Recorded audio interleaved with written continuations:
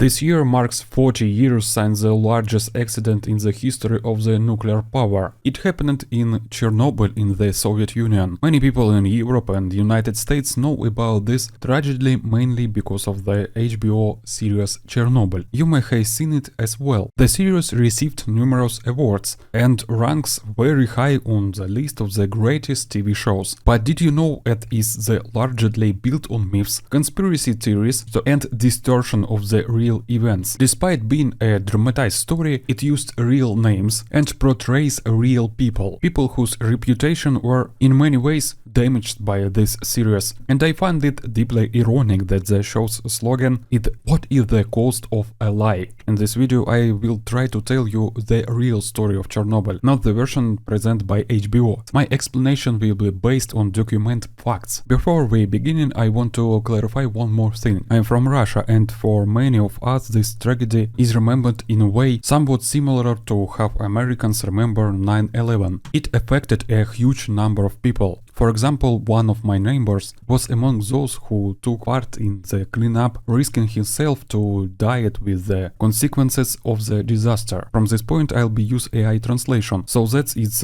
easier to you to understand me, and so you don't have a struggle with my accent.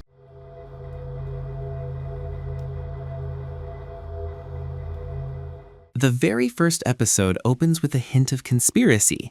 We're introduced to one of the main characters, Valery Legasov, played by Jared Harris. So who was Valery Legasov? He was a doctor of chemical sciences and a professor, widely known for his research in radiochemistry and nuclear energy. He worked at the Kurchatov Institute of Atomic Energy and played a key role in developing scientific approaches to nuclear safety, as well as advancing modern methods in inorganic chemistry. So where does the conspiracy come in? We see Valery Legasov recording something on a tape recorder. After finishing, he carefully hides the tapes and then takes his own life. These are the so-called Legasov tapes. They do exist in real life, but the conspiracy around them comes from the idea that they contain some kind of hidden revelation. In reality, there's nothing sensational or exposing some terrible secret about what really happened in Chernobyl. If you're interested, you can actually find these recordings in the public domain. In the series, however, they're presented almost like a spy thriller, as if Legasov is being watched, and the tapes contain something that could completely change our understanding of the Chernobyl disaster. In reality, the recordings are very different. On them, Legasov mostly goes into great technical detail about how the reactor was designed, how it worked, and the history of its development. There's no shocking revelation there. And what's also important is that in the series, the recording begins like this. What is the cost of lies? It's not that we'll mistake them for the truth. The real danger is that if we hear enough lies, we no longer recognize the truth at all. There isn't even a remotely similar quote in those recordings. I've listened to all of them, and I can confidently say that the overall tone of the tapes is not about exposing some hidden truth. Instead, it feels more like Legasov trying to understand the events himself from a scientific point of view, analyzing the processes and reflecting on what happened. Nothing more than that, but the series presents it very differently.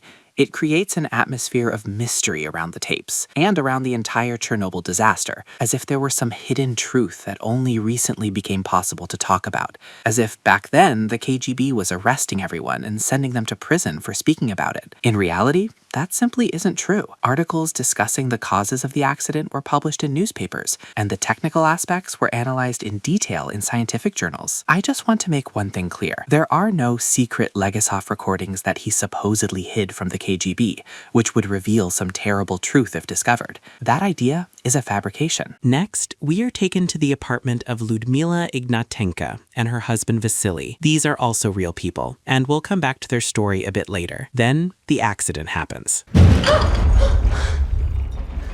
Then we see the staff at the nuclear power plant completely confused and trying to understand what just happened. But here, it's worth pausing for a moment and explaining what actually happened in Chernobyl on the night of April 26, 1986. The accident at the Chernobyl nuclear power plant occurred during a safety test. Engineers wanted to check whether the turbine generator spinning by inertia after a power loss, could continue supplying electricity to the plant for a short time while the emergency diesel generators were starting up. To conduct the test, the reactor's power was significantly reduced, and several automatic safety systems were temporarily disabled. Because of the reactor's design and a series of operator mistakes, the reactor entered an unstable state. When the operators tried to shut it down quickly, a design flaw caused a sudden surge in power, which ultimately led to the explosion. That explanation might sound a bit complicated, but the short version is simple. They were running a test, safety procedures were not fully followed, and the reactor itself had serious design flaws.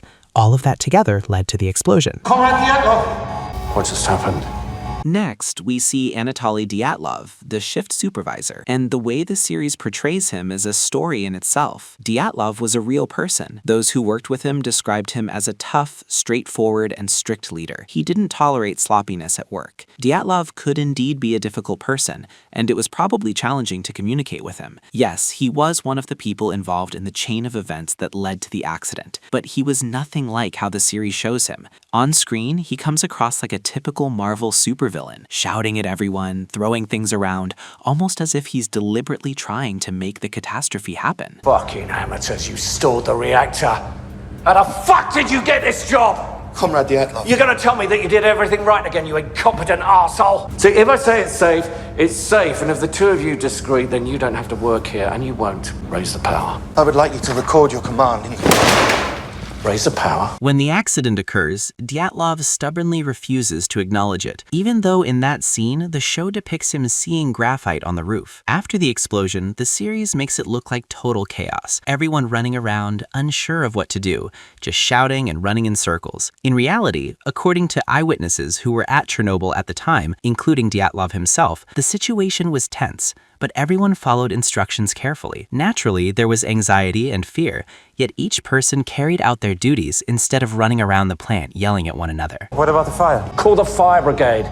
Firefighters arrive on the scene, and if you consider the full seriousness of the situation, you could say they helped save humanity from even greater disaster by preventing the fire from spreading to other reactors. It's important to understand that these weren't just ordinary firefighters.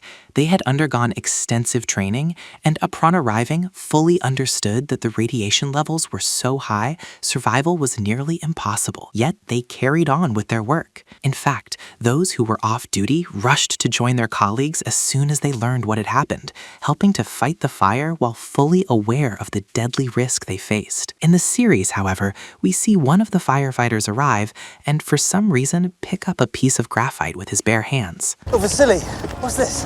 I don't know, Misha. You might not fully understand my point yet, so let me explain. As a viewer, it might seem like a small detail, but think about this. You're watching a show that uses the real names of the firefighters. The actors are chosen to resemble the people who responded to the World Trade Center on 9/11. You see a recreation of the events, and one of the firefighters notices an object on the ground that looks like a bomb and starts hitting it with a hammer. And keep in mind, the show is not a comedy. This is basically how the series Chernobyl portrays the events. The firefighters, who literally sacrificed their lives, are shown acting almost foolishly. In reality, they were professionals who had undergone extensive training and knew better than to touch pieces ejected from the reactor, especially graphite, with their bare hands. Yet in the show, they're made to look almost like idiots. By the way, the series, which claims to be a documentary, continues to present myths on screen. We see people standing on a bridge with radioactive dust blowing toward them. They're portrayed as if they don't understand what's happening,